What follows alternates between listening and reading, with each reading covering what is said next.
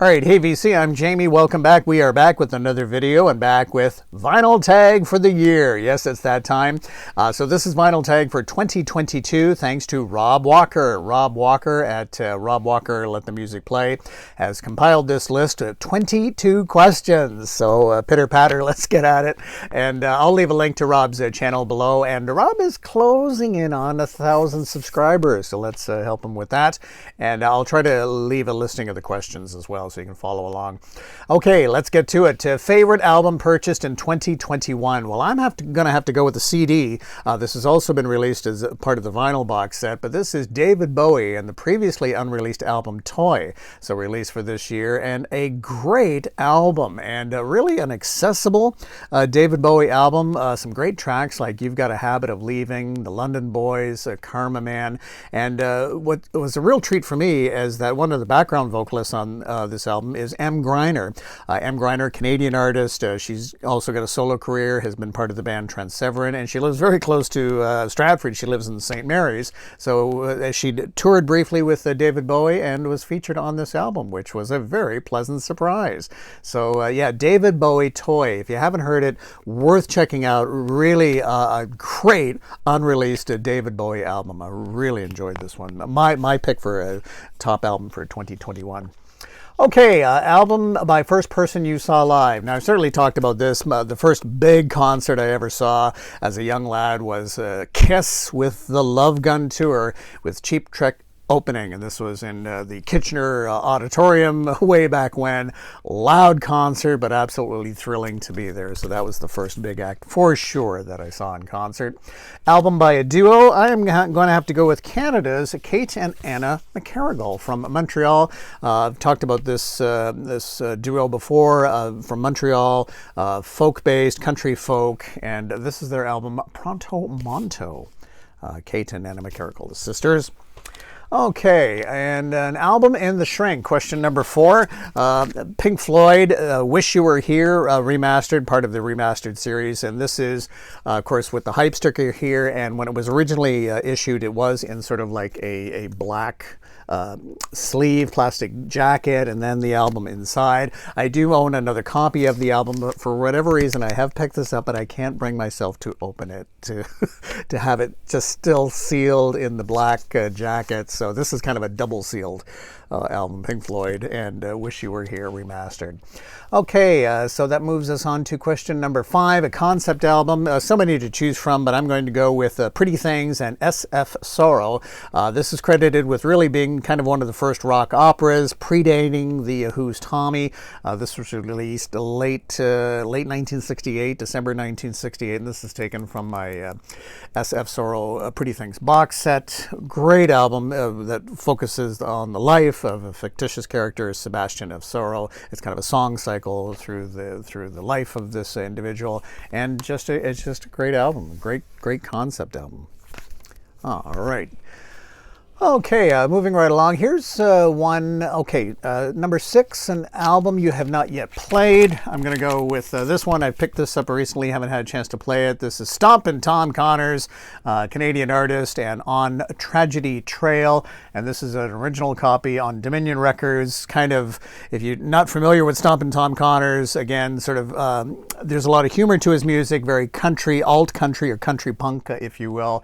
And this features the title track, Tragedy Trail, along with songs like Don Valley Jail and Black Donnelly Massacre. Often sang and wrote about Canadian stories, Canadian things. So Stompin' Tom Connors. Looking forward to spinning that. Okay, wasn't sure if I'd be able to answer this one. Artist you've discovered in 2021, but then it was like, oh yes, I discovered this artist. This is an artist from Cambridge, Ontario, Dan Walsh, and this is his album Loop, L-E-W-P, and he performed at a fundraiser in town. Was not familiar with this artist. Kind of psych blues, if you will. Chatting with him, he said he does really well with sort of the biker crowd and the tie-dye crowd, and it was kind of a one-man show. It was him on guitar with sort of like, sort of taped background, if you will, or pre-recorded background, but he often does perform with a full band as well. But really enjoyed this, and he had one of his albums on vinyl, so this is the one I picked up. He's got a fair bit on CD. You can find this on Spotify and also on Bandcamp if you want to give it a listen. But yeah, really enjoyed meeting the artist and picking up and discovering Dan Walsh. Good stuff. Okay, number 8 is a live album. So many live albums to choose from. I'm going to go with Canada's Max Webster. This is Live Magnetic Air, and this captures the band 1979. So this is just around the time of A Million Vacations. Paradise Skies is featured on here.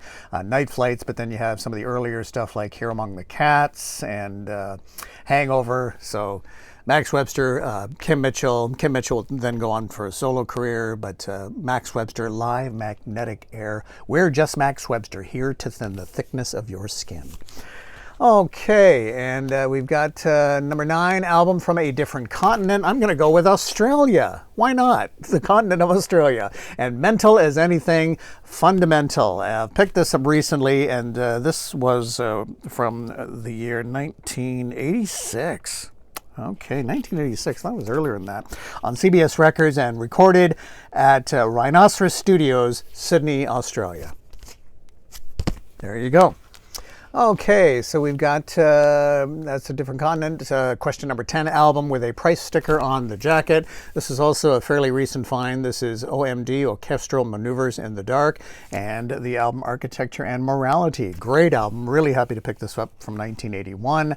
And the very small price sticker in the corner was $10.98, which is maybe just a touch high, because this is a Canadian pressing, maybe just a touch high in the price for the time, but prices were starting to creep up at that time, late 70s, early 80s, but really happy to pick this one up. Okay, so we've got question number 11, punk or new wave album. Any chance to show Hamilton, Ontario's Teenage Head. And this is their debut album. This was a Record Store Day release that also included a 7-inch single with Frankie Venom, lead vocals. Punk, new wave, rockin'. Great stuff, Teenage Head.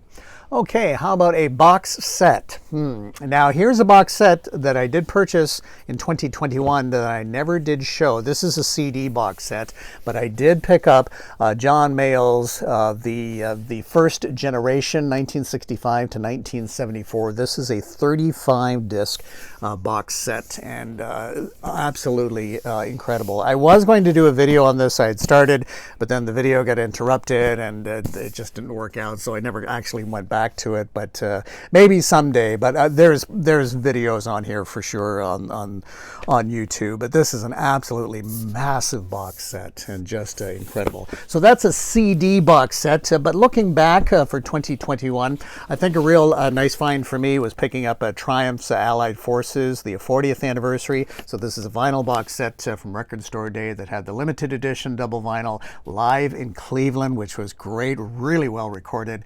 Limited edition 40th anniversary vinyl picture disc, and then limited edition vinyl 7-inch vinyl single as well, with a whole bunch of booklets and other goodies and posters and things like that. But I was really happy to pick this up, and a really nice vinyl box set from 2021.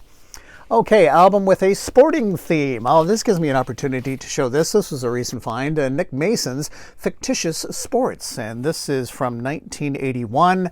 And as you can see, it's got kind of a sporting theme to it, sort of a soccer or football thing going on here with Spot the Player. But this album is a great album that features Robert Wyatt on vocals.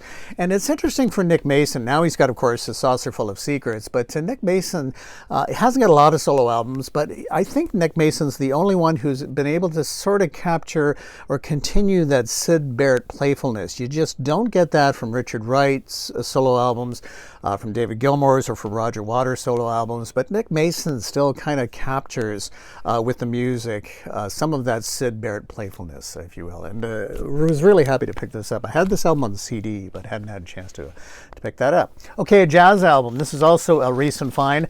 Had a chance to pick up some Keith Jarrett. good. So this is Keith Jarrett piano and Facing You.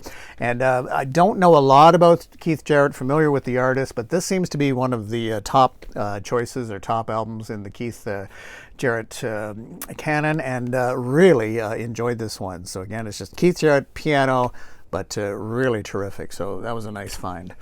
Okay, so we have a jazz album, question number 15, best of album. So I think with Rob's, he showed the best of Mountain, so I'm going to take that as a best of whatever, not necessarily greatest hits or whatever. So I just instantly thought of the best of The Lovin' Spoonful, of course, on the Kama Sutra label. There you go. Okay, so we have, I like question number 16, an album with at least 8 people on the jacket.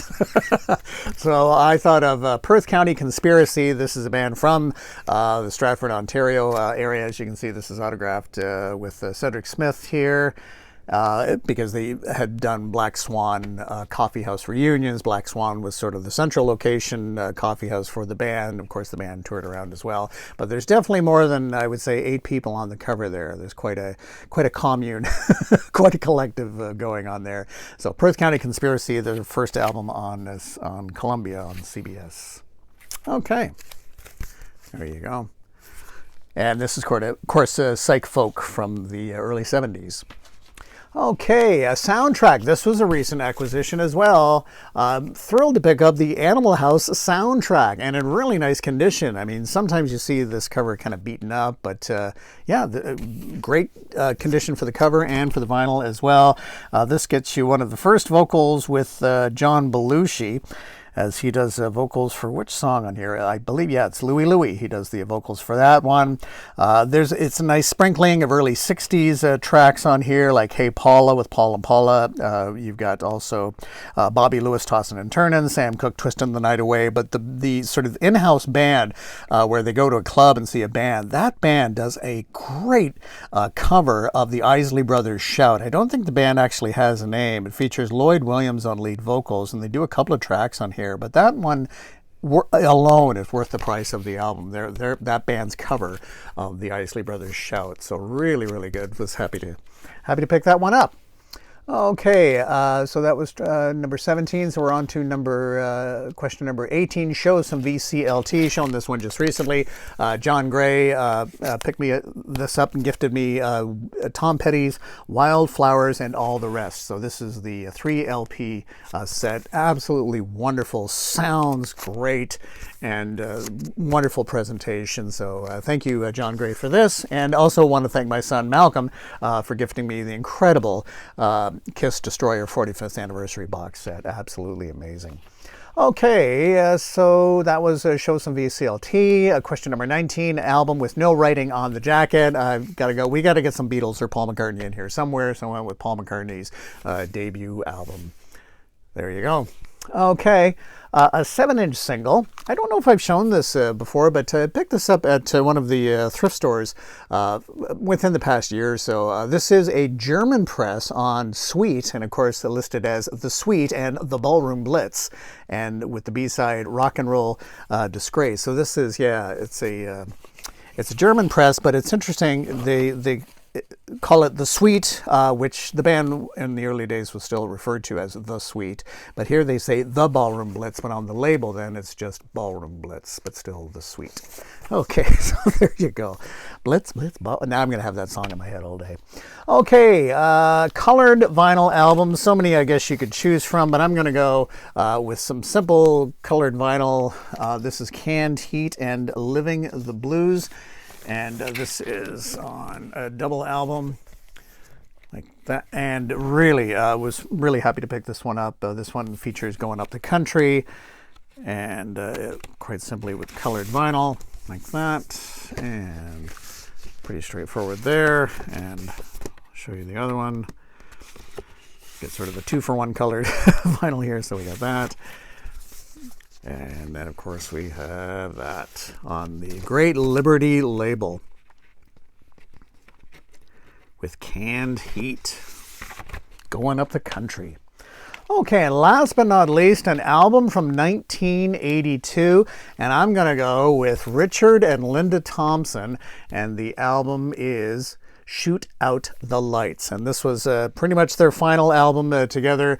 They would be separating at this point, but it's just an amazing record. Of course, you have David Pegg on bass and David Maddox on drums from Fairport Convention. They would also later play with Jethro Tull as well, those two artists. But Don't Renege on Our Love, Walking on a Wire, Shoot Out the Lights, title track.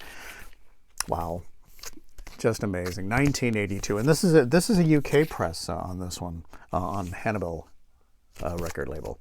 Okay, so that is going to do it for this 22 questions Vinyl Tag 2022. I'll leave a link to Rob Walker's Rob Walker Let the Music Play YouTube channel, and I'll try to remember to leave a link to the questions below. So stay safe, and we'll chat again.